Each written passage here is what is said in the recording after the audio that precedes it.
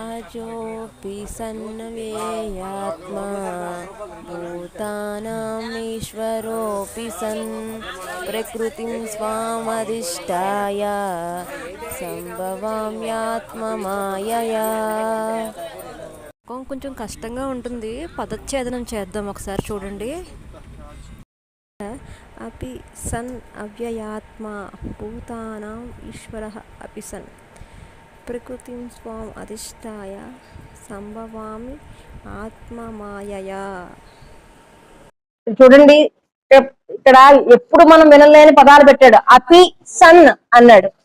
అపి సన్ అంటే అజ అంటే పుట్టుక లేనివాడైనప్పటికీ కూడా, అపి అంటే లేనివాడు అయినప్పటికీ, పుట్టుక లేదానికి అయినప్పటికీ పుట్టాడు అని చెప్తున్నారు ఇక్కడ. అంటే అర్జునుడితో ఆయన మాట్లాడుతున్నాడు. పుట్టుక పుట్టుక లేనివాడు అంటే పుట్టలేనివాడు అని అర్థం కాదు. ఏ పుట్టుకైనా పుట్టగలిగిన వాడు, ఏదైనా ధరించగలడు ఆయన. ఇప్పుడు ఇక్కడ ఉద్భవించాలి అంటే ఇక్కడ ఉద్భవించలేడా? రాలేడా? అంటే అజాపిసన్ అంటే ఏ పుట్టుక లేనివాడు పుట్టినట్టుగా, అవ్యయము అంటే క్షీణత లేనివాడు, క్షీణ దశ లేనివాడు. అంటే పుట్టినవాడు ఏమవుతాడు? ఆ నశించే గుణం లేనటువంటి వాడు.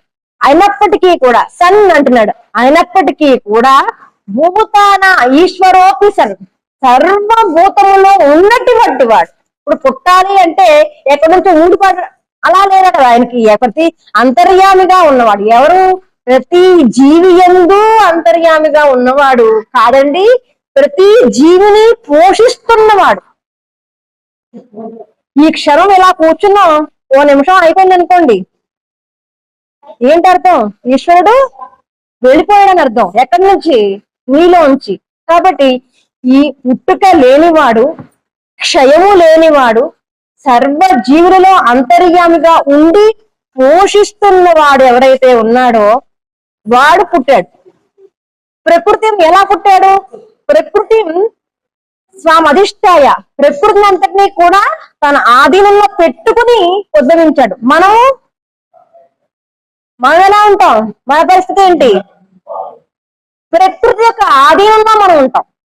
అందుకనే కర్మలు, కోరికలు, దాని తగ్గ మళ్ళీ జననాలు, మళ్ళీ చక్రం ఇలా ఎందుకు అవుతుందంటే మనము ప్రకృతిలో ఆధీనమై ఉన్నాం, ప్రకృతికి ఆధీనమైపోయి ఉన్నాం. కానీ ప్రకృతి ఆయన ఆధీనంలో ఉంది. అర్థమవుతుందా? అంతేకాదు సంభవాయ మమ ఆత్మనః అంటున్నాడు. అంటే తాను ఎలా పుట్టుతున్నాడంటే తన నుంచి తాను ఉద్భవిస్తున్నాడు.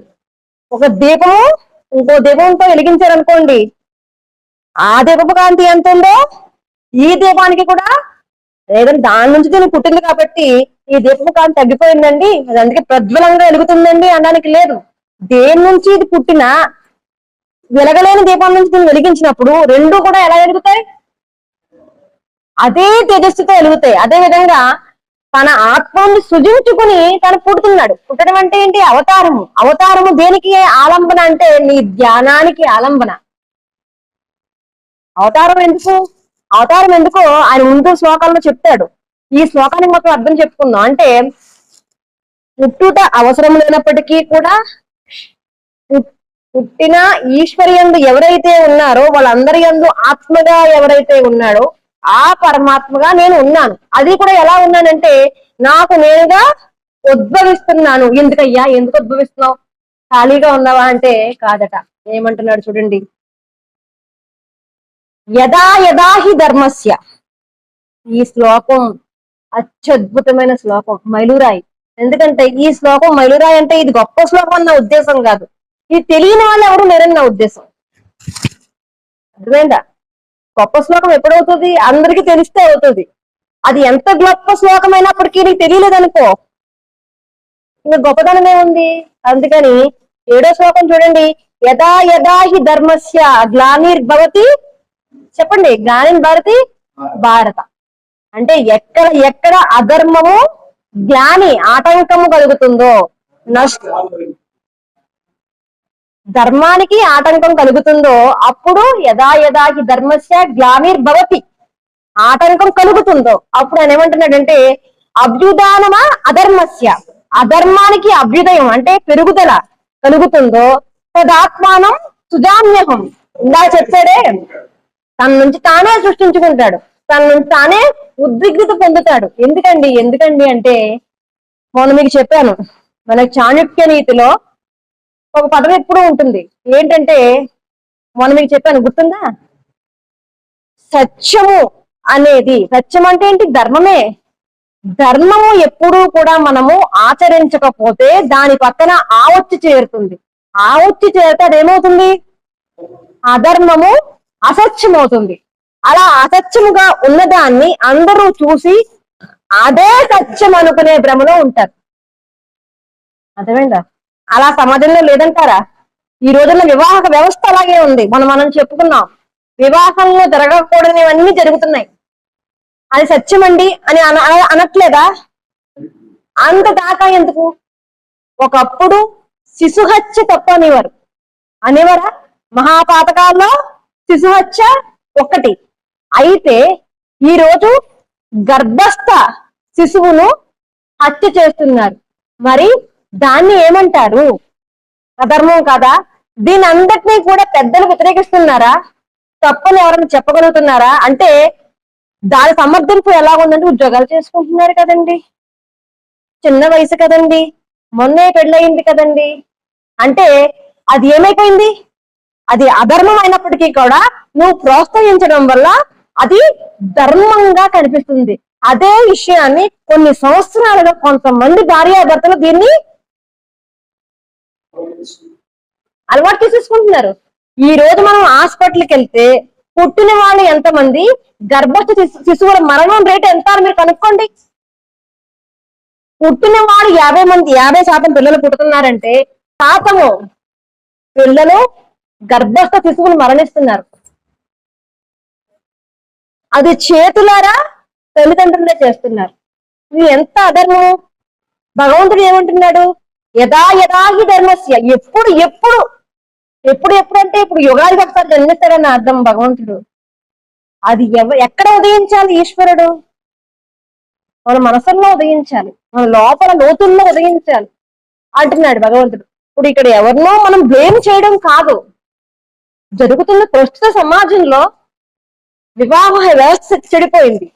సంతాన ఉత్పత్తికి, ఆ ధర్మబద్ధమైన ఉత్పత్తికి ఆటంకం, జ్ఞేయం జరుగుతుంది. ఇక్కడ ఏం చెప్పాడు భగవంతుడు? గ్లానింగ్ జరిగిందా? ఇదంతా అధర్మమే కదా. అంటే ఎక్కడో ఏదో జరిగిపోయిన విషయాల కంటే ప్రస్తుతం నేను అంటాను ఎప్పుడూ కూడా మనము ధర్మాన్ని ఆచరించాలి అంటే మనం అందరికి ధర్మాన్ని ఆచరించండి అని చెప్పకూడదు. ఒక వీధి అంతా శుభ్రంగా ఉండాలి అంటే ఎవరింటి ముందు వాళ్ళు కలాప వేసుకుంటే వీధి అంతా శుభ్రంగా ఉంటుంది. అదే విధంగా ఎవరికి వాళ్ళు మనం ధర్మంగా ఉంటున్నామా? ధర్మ పరివర్తన ఉంటుందా? ఆనందం కోసం ఎంతకన్నా నువ్వు వెళ్ళిపోతావా? ఈ రోజు సమాజం ఏం జరుగుతుందంటే ఆనందం కోసం అడుసు తొక్కుతుంది, అడుసు తొక్కనేలా. అయితే ఈ రోజు ఏదైతే గర్భస్థ శిశువు, నేను ఎందుకు ఈ సబ్జెక్ట్ ఎక్కువగా మాట్లాడుతున్నానంటే ప్రస్తుతం కనిపిస్తుంది, బయట ఎక్కువగా కనిపించేది ఇదే. ఎప్పుడైతే వీళ్ళు దేనికోసమో దాన్ని ఆపుతున్నారో వీళ్ళకి కావాల్సిన సమయం వచ్చేటప్పటికి వీళ్ళకి గర్భము నిలబడదు, గర్భ శ్రమం అయిపోతుంది. ఈ పాపానికి కారణం ఏంటి? అందుకనే ధర్మో రక్షత రక్షిత అంటారు. ఇది మనుస్మృతిలో మాట. ఇది దానికన్నా ముందో మాట అంటే దాన్ని ఎందుకు ఎవరు చెప్పరు? ధర్మం ఏవ హతి హరతి, ధర్మము హంతి, ధర్మ ఏవ హంతి హరతి అంటే ధర్మాన్ని ఎవరు నష్టపరుస్తారో వాళ్ళు నష్టపోతారు. ఆ విషయం వదిలిపెట్టేసి ధర్మో రక్షక రక్షిత అంటారే గాని ఈ ముందు విషయాన్ని ఎవరు కూడా మాట్లాడరు. నువ్వు ముందు పాడు చేసుకున్నావు, తర్వాత పాడయిందా? అందుకని మనం ఎప్పుడూ కూడా ధర్మాన్ని కలిగి ఉండాలి. భగవంతుడు ఇక్కడ భగవంతుడు అంటే ధర్మమే, భగవంతుడు అంటే సత్యమే. అంటే భగవంతుణ్ణి మనం కాపాడితే భగవంతుడు మనల్ని కాపాడుతాడు. భగవంతుడి కోసం 10 అడుగులు ముందుకేస్తే భగవంతుడు 100 అడుగులు మన కోసం వేసుకొస్తాడు. మరి అలా వేసినప్పుడే కదా అర్జునుడి కోసం భగవంతుడు ఎంత కిందకి దిగి యుద్ధం చేస్తాడు. భగవంతుడు యుద్ధం చేశాడా? చేయిస్తాడు. అంటే మనం దేన్నైతే నమ్ముకున్నామో, మనం ధర్మాన్ని నమ్ముకున్నట్లయితే మనం ధర్మం రక్షిస్తుంది.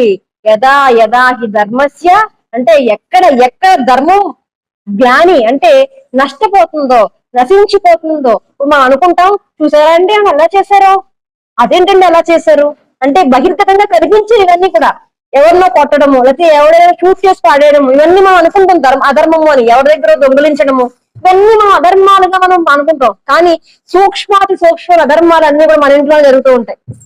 అవి మనకు అధర్మం అని కూడా తెలియదు. సరదా అనుకుంటాం, ఆడంబరంగా అనుకుంటాం, అహంకారంగా అనుకుంటాం, అది ప్రెస్టేజ్ ఇష్యూగా మనం తీసేసుకుంటాం. కానీ ఆ ధర్మాన్ని మనం ఎప్పుడూ కూడా ప్రతి చిన్న కోణంలోనూ మనం పరిశీలించుకుంటూ కాపాడుకుంటూ చూడండి. ఒక మొక్క నాటినప్పుడు దాన్ని ఎన్ని రకాలుగా మనం కాపాడుతాం. చీమల నుంచి కాపాడుతాం, మేకల నుంచి కాపాడుతాం, గేదెల నుంచి కాపాడుతాం, పశువుల నుంచి కాపాడుతాం. ఎప్పటి నుంచి? అది ఎదిగే వరకు కాపాడుతామా? కానీ ధర్మం విషయానికి వచ్చేటప్పటికి మనకి ఆర్భాటాన్ని హంగుని ఇచ్చేదైతే మనం కాపాడలేము. లేదంటే మనము మాట్లాడతాం అంతే, పాటించడాలు ఏమీ లేవు, అన్ని పోయినాయి. అందుకని భగవానుడు ఎప్పుడు ఉదయిస్తామో చెప్తున్నాడు. ఎక్కడ ధర్మం దెబ్బతింటుందో, ఎక్కడ అధర్మము అభివృద్ధి చెందుతుందో అప్పుడు నా నుంచి నేను సుజామ్యహం, నా నుంచి నేను పుట్టుకొస్తాను అని చెప్పి అంటున్నాడు. అయితే దేని కొరకయ్యా? ఎలా కాపాడుతావు ధర్మాన్ని? ఎలా కాపాడుతావు అంటే పరిత్రాణాయ సాధూనాం వినాశాయత దుష్కృత ధర్మ సంస్థాపనార్థాయ సంభవామి యుగే యుగే. యుగే అనే పదమే చాలా గట్టి పదం. యుగే అంటే యుగానికి ఒకసారి నేను వస్తానయ్యా, నేను వచ్చినప్పుడు ధర్మం బానే ఉంటుంది, నేను వెళ్ళిపోయాను, మీరు మళ్ళీ విచ్చలవిడిగా ఆడుకోండి అని చెప్పడం కాదు. యుగే అంటే మరలా మళ్ళీ మనం ఒకసారి వెనక్కి వెళితే కృష్ణ పరమాత్మ అవతారం తర్వాత ఎన్నో అవతారాలు వచ్చాయి. ప్రతి గురువు అవతారం కూడా భగవత్ అనుగ్రహంతో వచ్చిన భగవాన్ యొక్క అవతారమే అది. ఎందుకంటే ప్రతి గురువు కృష్ణ పరమాత్మే, ప్రతి గురువు ఆత్మ స్వరూపమే. అందుకని ఎప్పుడు వస్తే చూడండి, ఎక్కడికక్కడ ఆశ్రమాలు ఉన్నాయి, ఎక్కడికక్కడ గురువులు ఉన్నారు, ఎక్కడికక్కడ ప్రతి చోట భగవద్గీత పఠనం జరుగుతుంది. అయినా సరే ఏది ఆగట్లేదు. ఎందుకని అంటే వాళ్ళ మనసుల్లో ఉన్న ఆ విచ్ఛిన్నత భావం ఏదైతే ఉందో అది దానికి అంటే ప్రకృతికి లోబడిపోయి ప్రకృతి మమేకమైపోవాలి అనుకోవడం వల్ల ఈ గ్లాని అనేది ఏర్పడుతుంది. దీని అంతటిని తొలగించాలంటే ఇప్పుడు చూడండి, మనం అనుకుంటాం భగవంతుడు ఉదయించాలి, భగవంతుడు ఉద్భవించాలి, భగవంతుడు శంఖచక్ర గదాధరుడే వచ్చి వీళ్ళందరినీ ఢామ్ ఢీమ్ అని నరికేయాలి అనుకుంటాం. కానీ నిజానికి భగవంతుడు ఎక్కడ ఉన్నాడయ్యా అంటే ఇదిగో ఇక్కడే ఉన్నాడు. ఎక్కడున్నాడు భగవంతుడు?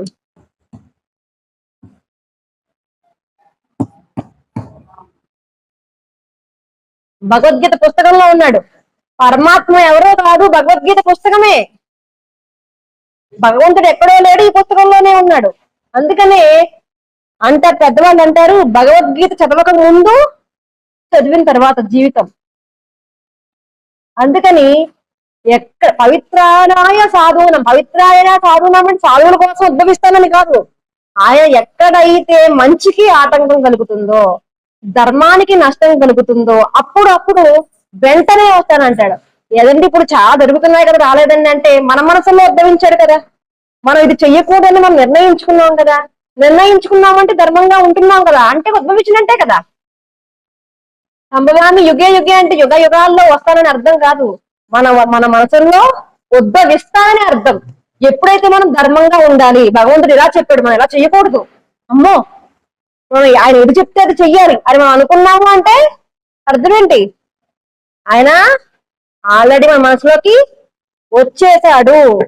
అదే నిదర్శనం. ఆయన వచ్చాడంటే నిదర్శనం ఏంటి? మనం జాగ్రత్త పడుతున్నాము అంటే అదే అర్థం, ఆయన ఉద్భవించాడని. అయితే దాని యొక్క జన్మ, భగవంతుడి యొక్క అవతారం యొక్క విశిష్టత ఈ యొక్క జ్ఞానయోగంలో భగవంతుడు చెప్తూ ఆ విశిష్టత చెప్పాడు, ఎందుకు ఉద్భవించాడో చెప్పాడు, ఉద్భవించిన తర్వాత ఏం చేస్తాడో చెప్పాడు. ఆ యొక్క ఉద్ధరణ ఎలా ఉంటుందో వచ్చే శ్లోకాల్లో మనం 9వ శ్లోకం నుంచి చెప్పుకునే ప్రయత్నం చేద్దాం. ఇవాళ చెప్పుకున్న శ్లోకాలు ఒక్కసారి చదువుదాం.